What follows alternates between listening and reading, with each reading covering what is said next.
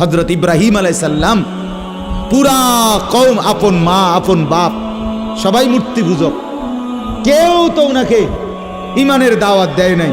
তবুও সেই ছোট্টবেলা থেকে তিনি ওইখানে থেকেই উনি খুঁজে নিছেন আল্লাহকে। কাকে খুঁজে নিছেন? আল্লাহকে খুঁজে নিছেন, আল্লাহকে তালাশ করে নিছেন। কওমের লোকেরা বলছে যে তারকা এটা রব। বলছে আচ্ছা ঠিক আছে দেখি তো। কিছুক্ষণ পরে তারকা ডুবে গেছে। বলছে কই রব আবার ডুবে কেমনে?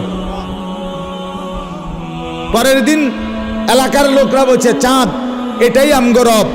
বলছে আচ্ছা ঠিক আছে মানে নিলাম, দেখি তো। ভোর হতে হতে দেখে চাঁদ নাই। কি ও রব যদি জায়গা তো আমি বন্দা রইলাম, রব কো? বুঝছেন নাই কথা?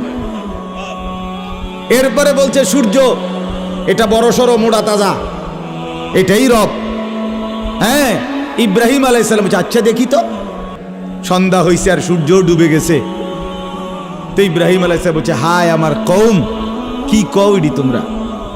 তোমার মাথা ঠিক আছে নি? রব কেমনে এর মোড়ে নামে? রব এমন হয় কেন? বানানেওয়ালা এত দুর্বল হবে কেন? তখন তিনি বলছে ইন্নী ওয়াজ্জাহতু ওয়াজহিয়া লিল্লাযী ফাতারাস সামাওয়াতি ওয়াল আরদা হানিফা ওয়া মা আনা মিনাল মুশরিকিন। না কওম শোনো, আমি তোমাদের বানানো কোনো দিকে ফিরবো না। আমি ফিরছি, আমার চেহারা আমার জিন্দেগি ফিরাইয়া দিলাম ওই সত্তার দিকে যিনি সাত আসমান ও জমিন পুরাটা বানাইছে। হানিফান, একনিষ্ঠভাবে আমি শুধু তার দিকে ফিরলাম। ওমা আনা মিনাল মুশরিকিন, আমি মুশরিকদের অন্তর্ভুক্ত নই, আমি আল্লাহকে ছাড়া কাউকে মানি না।